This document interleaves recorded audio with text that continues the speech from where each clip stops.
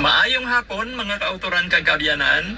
Ini si Brother Ninyonar Madera Aguilar kag sinigid nga takna. Alauna hasta alauna imedya sa kahaponanon, magaopdanay naman kita diri sa aton programa sa kahanginan, ang inspirasyon sang mga senior citizens. Mabatian ini tagsa ka Lunes, Miyerkules kag Biyernes nga adlaw. Kag subong Miyerkules kita sang kahaponanon, mag-aopdanay kita diri sa paborito ninyo nga waragwagan, ang DYDA G53 sa lilisuan sang inyo mga radyo. Kag nangin posible ang aton nga pag-opdanay sa sini nga programa sa kahanginan paagi sa ang Diyos Gugma Network. Kita ululupod nga magabaton sang maayong balita, mga dinalan mensahe kag artikulo, mga dinalan kag panghuna-huna nga aton mabaton online, kag ginapakig-ambitan naton. Subo nga ginapakig-ambit man naton sa tanan naton nga tagpalamati sa aton mga brothers and sisters sa aton komunidad.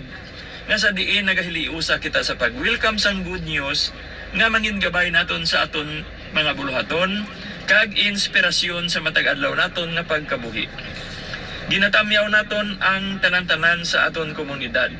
Sa diin kita ginapanguluhan sang aton Arsobispo, Most Reverend Medipel B. Bellunes, sa inspirasyon man ni Father Fremar P. Silva nga aton spiritual director, kag sa pagdumala ni Brother Edwin A. Daulo nga aton head servant.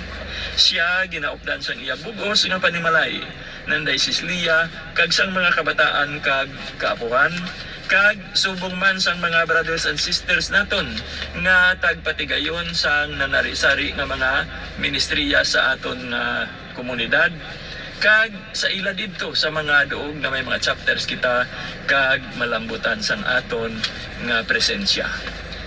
Karon aton na nga pag sambiton ang pagpangamuyo sang mga senior citizens and retirees.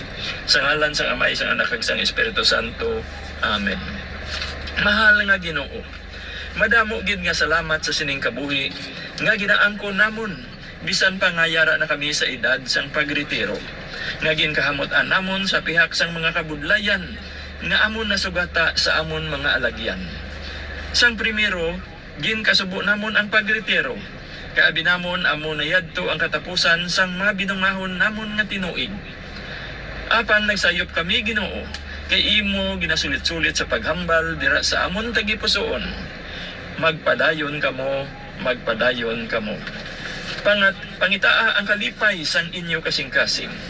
Salamat gid Ginoo sa mga maalwan nga katawhan nga nagpakita sa amon sang alagyan. Agud kami makapadayon, maggamit sang nabilin ng mga tinion, talento kag bandi nga imo ginhatag sa amon para man sa iban. Bendisyon ni kami Ginoo, atagi kami sang kabakod kagahom nga amon pakamaayuhon ining amon buluhaton. Suno sa imo pagbuot, tub-tub nga imo kami pagatawgon sa amon pinakaulihi nga palahuwayan. Amen. Sa ngalan sa Ama, sang Anak, kag sang Espiritu Santo. Amen. Kag karon mga kautoran kag kabyanan, sa sining bahin sang aton palatuntunan sa kahanginan, magapamati na kita sang isa ka musika nga magahatag refleksyon sa salmo nga blasahon naton para sa sining adlaw.